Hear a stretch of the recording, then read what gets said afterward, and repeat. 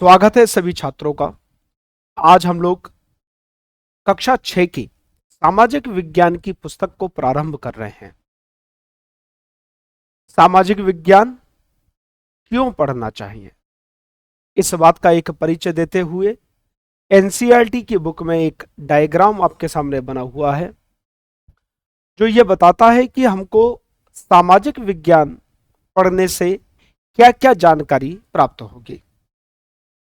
तो पहली बात यह आती है कि सामाजिक विज्ञान जो विषय है इसके अंतर्गत मुख्य रूप से हम किन किन विषयों को पढ़ते हैं। तो पहला विषय हम लोग पढ़ते हैं भूगोल का।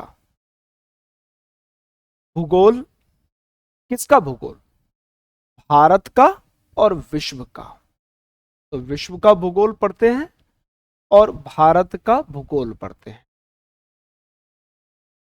दूसरा हम लोग पढ़ते हैं इतिहास। इतिहास किसका?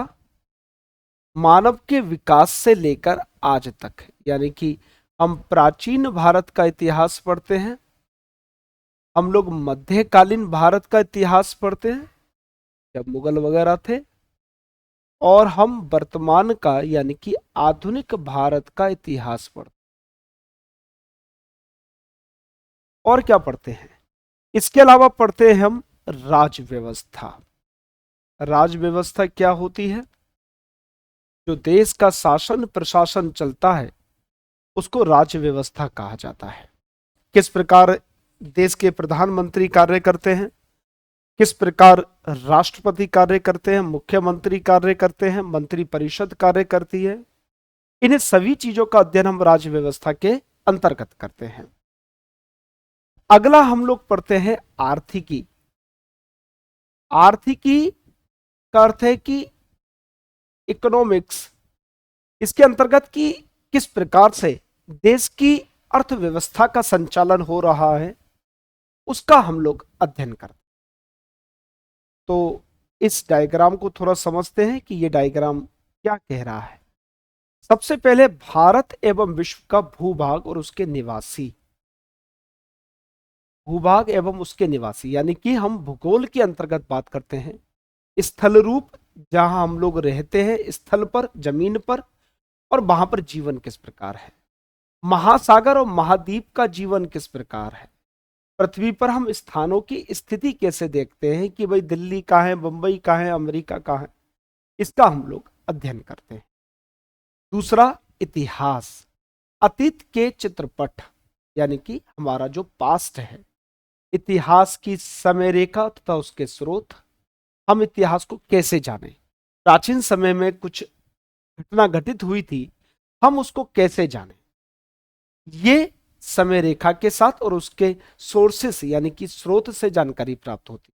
भारत अर्थात इंडिया, ये नाम कैसे पड़ा, उसके अंतर्गत इस नाम को प्राप्त करने के लिए अर्थात देश की आजादी के लिए कितने लोगों ने अपना जीवन समर्पित किया, उसके बारे में अध्ययन करेंगे।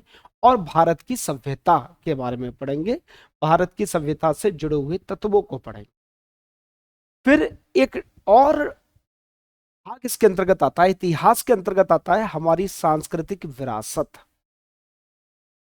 हमारे यहाँ पर विभिन्न धर्मों के लोग साथ में मिलकर रहते हैं, जीवन यापन करते हैं।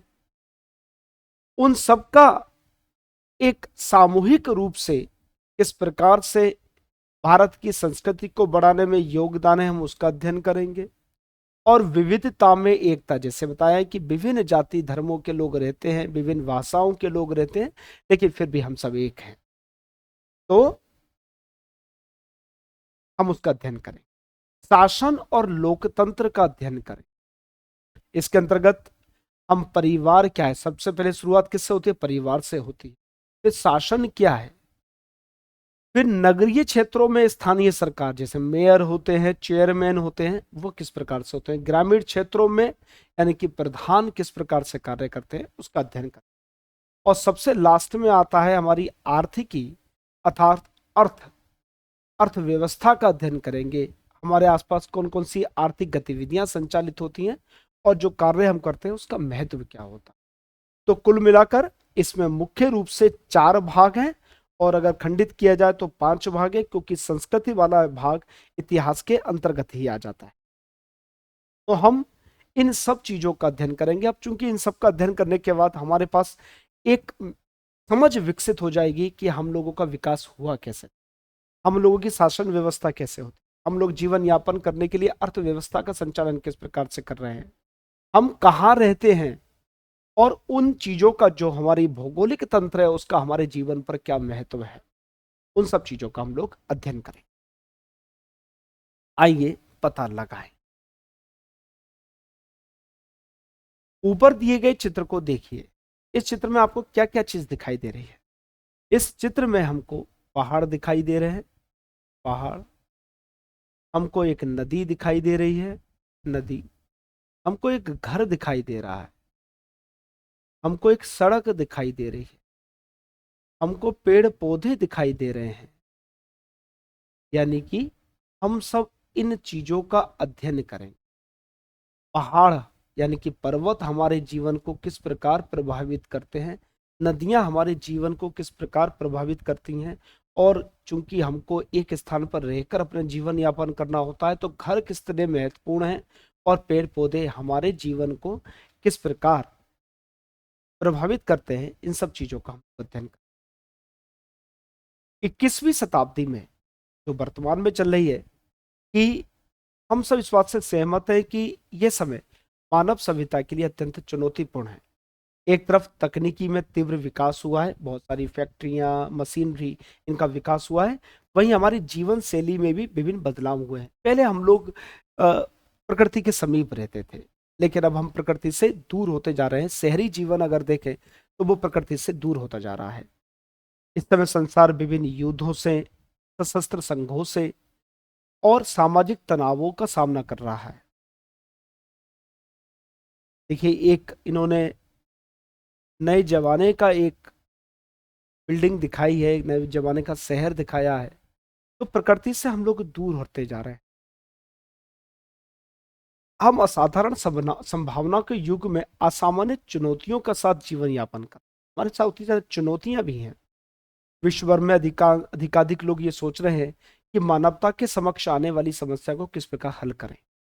हमारे पास ग्लोबल वार्मिंग हो रही है, तापमान में वृद्धि हो रही है, ग्लेशियर पिघलते जा रहे हैं, नदियों का जल स्तर और समुद्र का जल स्तर लगातार बढ़ता जा रहा है, जिससे समुद्र के तट पर रहने वाले लोगों का जीवन खतरे में हो रहा है।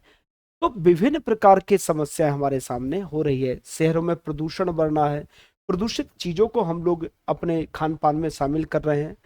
तो कुल मिलाकर हर तरफ से हमारे जीवन में एक संघर्ष का दौर है। मौलिक प्रश्न बहुत सरल है, परंतु उसके उत्तर उतने सरल नहीं है। ये सरल हो भी नहीं सकते, क्योंकि मानव जीवन अधिक विविध व जटिल है। यदि हम इन प्रश्नों का उत्तर खोजना व उज्जवल भविष्य का निर्माण करना चाहते हैं, तो हमें विश्व को और विशेष रूप से मानव समाज को समझना होगा।